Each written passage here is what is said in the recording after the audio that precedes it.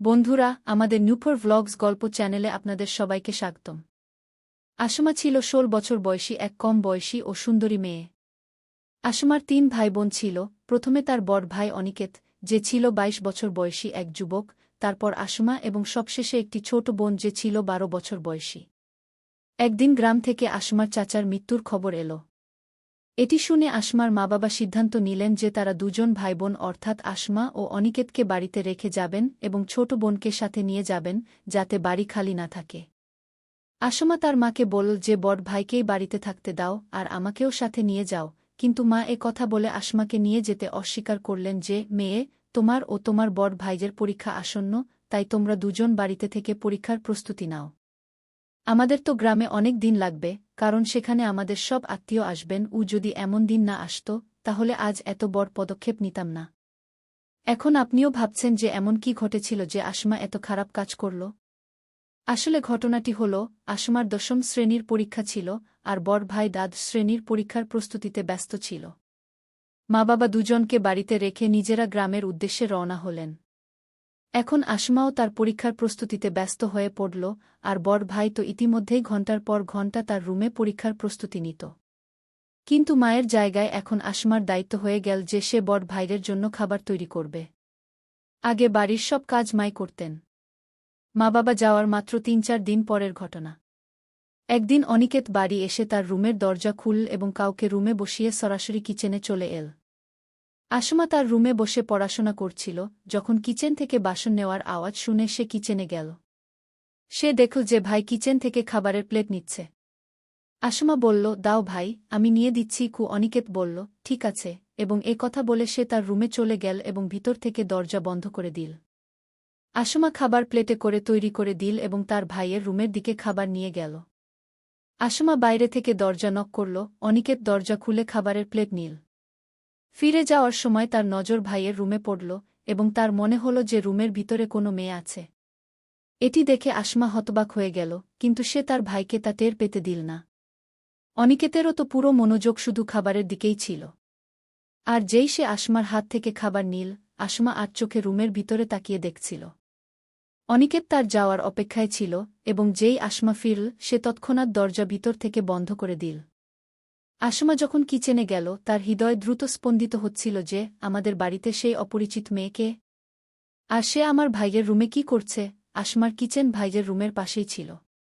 কিন্তু কিছুক্ষণ পর আসমা নিজেকে বোঝানোর চেষ্টা করল যে সম্ভবত এটা আমার চোখের ভ্রম হবে। এমন কি করে সম্ভব যে ভাইয়ের রুমে কোনো মেয়ে থাকবে। আসমা যতই তার মাথা থেকে এই বিষয় সরানোর চেষ্টা করছিল, ততই এটি তার মাথায় গেঁথে যাচ্ছিল। আসমা ভাবল, দেখি তো শেষ পর্যন্ত ব্যাপারটা কি। এর মধ্যে আবার অনিকেত কিচেনের দিকে এল এবং আসমাকে বলল, আসমা, 2 কাপ চা বানিয়ে দাও। আমি ও আমার বন্ধু রুমে পড়াশোনা করছি। আর আমি যখন বাজার থেকে বাড়ি আসছিলাম, তখন কিচেনের সব জিনিস কিনে এনেছি। তুমি দেখে বলো কোনো কমতি আছে কিনা। না হলে পরে আমাকে বিরক্ত করো না। আসমা বলল, ঠিক আছে, আমি এখনই 5 মিনিটে চা তৈরি করে দিচ্ছি। আসমা চা বানানোর পাশাপাশি আটাও গুড়ছিল। অনিকেত পাশেই দাঁড়িয়ে চা তৈরি হওয়ার অপেক্ষা করছিল। অনিকেত আসমাকে জিজ্ঞাসা করল, তুমি খাওনি? আসমা বলল, না ভাই, আমি আজ কলেজে সখীদের সাথে খেয়ে এসেছি। তাই আমি আটা গুড়ে ঘুমাতে যাব, আর সন্ধ্যায় সবজি বানাব। এতক্ষণে চা তৈরি হয়ে গেল। অনিকেত চা নিয়ে রুমের দিকে চলে গেল। কিন্তু আসমার মাথায় সেই মেয়েটি আটকে গেল। এখন আসমা আটা গুড়ে ফেলেছিল এবং সে কিচেনের বাইরে চলে গেল, যাতে ভাইয়ের রুমের পাশ দিয়ে যাওয়ার সময় ভিতর থেকে কোনো আওয়াজ পায়। কিন্তু ভিতর থেকে কোনো আওয়াজ আসছিল না। আসমার রুম ছিল 2য় তলায়। আসমা তার রুমে যাচ্ছিল, হঠাৎ তার আচরণ বদলাতে লাগল। আসলে সিঁড়ির পাশেই তার ভাইয়ের রুমের জানালা ছিল, এবং আসমা যখন আর থাকতে পারল না, তখন সে সেই জানালা দিয়ে উকি মারার সিদ্ধান্ত নিল। আসমাও দেখতে চাইল যে সত্যিই কি ভাইয়ের রুমে কোনো মেয়ে আছে নাকি এটা কি কোনো ভুল ছিল। আর যখন আসমা সিঁড়ি বেয়ে উঠে তার ভাইয়ের ঘরের জানালা দিয়ে উকি দিল, তখন সে এমন কিছু দেখল যে তার হৃদয় ও মন অস্থির হয়ে গেল। ঘরের ভিতরে আসমার ভাই আর সেই মেয়েটি একে অপরের উপর ছিল এবং তারা ক্রিকেট ম্যাচ খেলছিল। আসমা তাদের দেখে নিজেকে হারিয়ে ফেলল। আসমার বয়স মাত্র 16 বছর ছিল এবং সে প্রথমবার নারী ও পুরুষকে এমন সম্পর্কে জড়িত হতে নিজের চোখে দেখল। কিছুক্ষণ এমন দেখার পর সে স্তব্ধ হয়ে গেল এবং নিজের ঘরে গিয়ে ঘুমিয়ে পড়ল। কয়েক ঘণ্টা পর জোরে আওয়াজ হতে থাকলে আসমার চোখ খুলে গেল। সে দেখল সেই আওয়াজ নয়, বরং টেলিফোনের ঘণ্টা বাজছে। ঘুমের মধ্যে থাকায় সে নম্বরের দিকে মনোযোগ দেয়নি এবং ঘুমের মধ্যেই সে ফোন তুলে নিল। আসমা ফোনে কিছু বলার আগেই ওপার থেকে মেয়েটির কণ্ঠ শোনা গেল এবং মেয়েটি বলতে লাগল, অনিকেত, আমি তোমাকে খুব মিস করছি। এটা শুনে আসমা বুঝে গেল যে এটা সেই মেয়েটি যে তার ভাইয়ের ঘরে ছিল এবং সে বাড়ি যাওয়ার পর তার সাথে ফোনে কথা বলার চেষ্টা করছে। অনিকেত তার ঘরেই ছিল এবং যখন সে ফোনের ঘণ্টা শুনল তখন দৌড়ে উপরে চলে এল। সে তার ভাইকে উপরে আসতে দেখে তৎক্ষণাৎ মেয়েটির ফোন কেটে দিল এবং ঘুমের ভান করতে লাগল। টেলিফোন আসমার ঘরেই ছিল এবং যখন অনিকেত আসমার ঘরে পৌঁছাল তখন সে দেখল ফোন কাটা আছে এবং আসমা ঘুমাচ্ছে। কিন্তু আসমা ঘুমাচ্ছিল না, সে ঘুমের ভান করছিল। অনিকেত তৎক্ষণাৎ মেয়েটিকে ফোন করল এবং ফোনে অশ্লীল কথা বলতে লাগল। সেই দিন থেকে সেই আচরণ এবং অনিকেতের এমন কথাবার্তা আসমাকে মেয়ে থেকে নারীতে পরিণত করতে শুরু করেছিল। এখন রাত ৮টা বাজে। আসমা রাতের খাবারও তৈরি করেনি। অনিকেত যখন কথা বলে ফোন থেকে উঠল তখন সে বলল, আসমা, উঠো, তুমি তো খাবারও তৈরি করনি। কত অলস! তখন আসমা অভিনয় করে পাশ ফিরে উঠল এবং বলল, কটা বাজে ভাই? সে বলল, রাত ৮টা বাজে। তুমি তো ঘোড়া বেচে ঘুমিয়েছ, খাবারও তৈরি করনি। তার ভাইয়ের কথা শুনে আসমা অভিনয় করল যে ৮টা বাজে গেছে। আমি দুপুরে ঘুমিয়েছিলাম, আপনি আমাকে জাগিয়ে উঠাননি। তারপর অনিকেত বলল, আসমা, তুমি যা খাবে তা খেয়ে নাও। আমি বাইরে থেকে পরোটা খেয়ে এসেছি। সকালে আমাকে ইউনিভার্সিটিও যেতে হবে। এ কথা বলে অনিকেত ঘুমাতে চলে গেল। আর আসমা আবার দিনের সেই ঘটনা আর রাতের অশ্লীল কথাগুলো ভাবতে লাগল। আসমার ভেতরে তার শরীরে একটা অস্থিরতা হচ্ছিল। আসমা সবকিছু নিজের চোখে দেখেছিল আর কানে শুনেছিল। কিন্তু এত কম বয়সে হওয়া সত্ত্বেও তার কিছু বিশ্বাস হচ্ছিল না। আর এখন আসমা ধীরে ধীরে ভুল পথে হাঁটতে শুরু করেছিল। এখন তার মাথায় দিনরাত শুধু সেই কথাগুলোই ঘুরপাক খেত। সে সারাদিন তার ভাই সম্পর্কেই ভাবত, শেষ পর্যন্ত সে এমন করছে কেন? আর আপনারা সবাই তো জানেনই, ছেলে হোক বা মেয়ে, কম বয়সে তারা পথভ্রষ্ট হয়ে যায়। আর এটি এমন একটা নেশা যা কম বয়সে লাগলে সে এমন এক জালে আটকে যায় যা মৃত্যু পর্যন্ত ছাড়ে না। আর এইসব ভাবনা আর কথার কারণেই আসমা সেই কাজ করে ফেল যা একটা কম বয়সের মাসুম মেয়ে কখনো ভাবতেও পারে না। আর এখন তার ভাইও ভালোভাবেই সুযোগ নিল। আর প্রতিদিন সকালে বাড়ি খালি দেখে সে পড়ার অজুহাতে সেই মেয়েটাকে নিয়ে আসত। আর আসমাও সিঁড়ির জানালায় লুকিয়ে লুকিয়ে তার ভাইয়ের খেলা দেখত। আর এভাবে টানা ৫ দিন চল। ৫ দিন পর আসমার বাবা ফিরে এলেন, কারণ আসমার বাবার ডিউটি ছিল।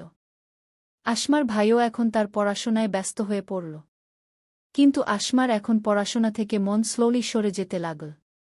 আর তার জীবন বদলাতে শুরু করল। আসলে কথা হলো, মানুষ যা দেখে তা পাবার জন্য পুরোপুরি চেষ্টা করে। আর এই জিনিসটাই আসমার সাথেও ঘটছিল। আসমার মা গ্রাম থেকে আসেননি। প্রতিদিন সকালে আসমার ভাই কলেজে আর বাবা ডিউটিতে চলে যেতেন। সন্ধ্যায় ফিরে আসতেন। আসমা বাড়িতে সারাদিন একা থাকত। আর সে তার বন্ধুদের থেকে ম্যাগাজিন এনে পড়ত। আর সেই ম্যাগাজিন তার বয়সের তুলনায় অনেক বেশি রঙিন ছিল। কারণ আসমার যে বয়স ছিল সেই বয়সে তাকে সেই ম্যাগাজিন পড়া উচিত ছিল না। কিন্তু আসমা এখন তার সব সময় এই সব জিনিসেই কাটাতে শুরু করল। আর এখন ধ্বংসের পথ খুলে গেল। আসমা তার বয়সের তুলনায় অনেক বেশি স্বাস্থ্যবান আর সুন্দরী মেয়ে ছিল। আসমাকে তার বাড়ন্ত বয়স উত্তেজিত করে তুলল। আর নতুন নতুন পথে পৌঁছাতে লাগল যাতে সে তার সব ফ্যাশন পূরণ করতে পারে। আর তারপর একদিন বাড়ির ছাদ থেকেই একটা পথ পেয়ে গেল যার মাধ্যমে সে তার সব ইচ্ছা পূরণ করতে পারত। আসমা বাইরের অনেক ছেলেকে ফাঁসানোর চেষ্টা করল। কিন্তু বাড়ির লোকজন আর সমাজের ভয় সামনে এল। আসমা যত তাড়াতাড়ি সম্ভব সবকিছু করে ফেলতে চাইছিল। কারণ যদি মা চলে আসতেন তাহলে সে দিনরাত চৌকিদারের মতো তার পিছে লাগতেন আর বাড়ি চেক করা শুরু করতেন। আর কোনো মাই চাইবেন না যে তার সন্তান এমন ভুল কাজ করুক। একদিনের কথা, আসমা কাপড় ধুয়ে ছাদে শুকাতে গেল। আসমা কাপড় শুকাচ্ছিল এমন সময় দুটি বাড়ি ছাড়িয়ে সে একটা ছেলেকে দেখতে পেল যে আগেও আসমাকে অনেক ইশারা করেছিল। কিন্তু সেই সময় আসমা তার দিকে তাকায়নি। আর সে রেগে যেতে লাগল। আর আসমা তার ভাইয়ের কারণে আজ তাকে তার ইজ্জত সমর্পণ করতে চলেছিল। সেই ছেলে তার ছাদে ঘুড়ি উড়াচ্ছিল। তখন আসমা তার অন্ধত্বে এসে সেই ছেলেকে ইশারা করে দিল। সেই ছেলে আসমার ইশারা বুঝে গিয়েছিল। আর যেই আসমা তাকে ইশারা করল, আর সে বানরের মতো ছাদ লাফিয়ে আসমার কাছে চলে এল। আসমা তার হাত ধরে সিঁড়ি দিয়ে নিচে নিয়ে এল। আর কিছু না বলেই তার সাথে জড়িয়ে পড়ল। সে ভেবেছিল যে এই ছেলে তো এই সব করার জন্য সুযোগ খুঁজছিল। কিন্তু উল্টো হল। সেই ছেলে আসমার কথা না বুঝেই তাকে অসম্পূর্ণ রেখে চলে গেল। আসমার বয়স তখন মাত্র 16 বছর। আর সেই ছেলে অনিকেতের বন্ধুও ছিল। যখন সে আসমার এমন হরকত দেখল, তখন সে তার মুখে 2টি চড় মারল। আর সেখান থেকে আসমাকে ধমক দিয়ে চলে গেল যে, যদি সে ভবিষ্যতে এমন হরকত করে, তাহলে সে তার ভাইকে তার সব হরকত বলে দেবে। কিন্তু সেই ছেলে চলে যাওয়ার পরও আসমা এখনও মানেনি। আপনি বলতে পারেন যে জেন সিংহের মুখে রক্ত লেগে গেছে। আর সে স্কুল থেকে তার ইচ্ছা মেটাতে চাইছিল। ছেলে চলে যাওয়ার পরপরই অনিকেত বাড়ি চলে এল। আসমা উপরের রুমেই ছিল। সে কাপড় পরে তড়িঘড়ি নিচে চলে এল। তখন অনিকেত আসমাকে বলল, কিছু খাবার পাব? আসমা অর্ধেক বলে, আমার তবিয়ত ভালো নেই। বাইরে থেকে কিছু নিয়ে এসো। আর সে ঠিক বলে চলে গেল। আসমা গোসল করতে চলে গেল। গোসল করে বেরিয়ে সে তার রুমে গিয়ে ফুপিয়ে ফুপিয়ে কাঁদতে লাগল। তার কিছুই বুঝতে পারছিল না যে শেষ পর্যন্ত সে করবেই বা কি। শেষ পর্যন্ত তার শরীরে এমন অস্থিরতা কেন হচ্ছে। এই সব হওয়ার পর অনিকেত বাজার থেকে খাবার খেয়ে ফিরে এল। আর উসানে আসমাকে ডাক দিলে আসমা যেন তার ভাইয়ের কণ্ঠ শুনতে পেয়ে তৎক্ষণাৎ নিচে নেমে এসে তাকে জড়িয়ে ধরে। অনিকেত কিছুই বুঝে উঠতে পারছিল না যে কি ঘটছে। আর যখন আসমা দরজার খিল বন্ধ করে দিল, তখনই তার বুঝতে বাকি রইল না যে আসমা আসলে কি চায়। সেই দিন দুজনেই তাদের সীমা অতিক্রম করে ফেলে। আকাশ এমন কাজ করল যা ভাইবোনের পবিত্র সম্পর্কে কলঙ্ক লেপে দিল। আজ যখন তারা এ কাজ করছিল, ঠিক তখনই আসমার মা এসে সব দেখে ফেলে। সে আর সহ্য করতে পারল না এবং রান্নাঘরে গিয়ে আত্মহত্যা করে। কয়েক ঘণ্টা পর যখন আসমার বাবা ডিউটি থেকে ফিরে এসে স্ত্রীর এমন অবস্থা দেখে, তিনিও কেঁদে ফেলেন। কিন্তু ততক্ষণে অনেক দেরি হয়ে গিয়েছিল। বাড়িতে পুলিশ এসে আসমা ও তার ভাইকে গ্রেফতারের জন্য প্রস্তুত ছিল। যখন আসমার বাবা এই খবর জানতে পারলেন, পুলিশ চলে যাওয়ার পর তিনিও বিষ খেয়ে আত্মহত্যা করলেন। এই গল্প থেকে আমরা শিখতে পারি যে শিশুদের সামনে এমন কোনো ভুল কাজ করা উচিত নয় যা তাদের মনকে বিভ্রান্ত করতে পারে। আমাদের সম্পর্কের মর্যাদা রক্ষা করা উচিত।